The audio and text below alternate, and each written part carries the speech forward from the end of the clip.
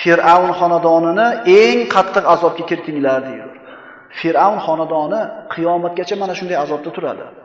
Ana shu azobiga ertalab borib azoblanib qaytib keladi, kechki payt borib azoblanib qaytib keladi. Ularda borib kelishlik yo'lida mana shu qorni katta kishilar yotadi. Payg'ambarimiz sollallohu alayhi vasallam, "Ey Jibril, bular kimlar?" deganida Jibril, "Ular sutxo'rlar." Bu harom ishni qilayotgan kishilarga Alloh taolo tahdid qilgan, o'zi urush e'lon qilishligini aytgan. Shuning uchun qiyomat kunida sutxo'rlik bilan shug'ullangan kishiga farishtalar ol qurolingni tayyorlan deydi. Nimaga desa, Alloh bilan urushasan deydi. Kimi Alloh bilan urushlikka toqati bor? Chunki Alloh taolo sutxo'rlarga tahdid bilan aytganki, "Fa'zanu biharbi minallohi va rasuli." Agar sutxo'rlikni qo'ymasanglar, deyapti Alloh.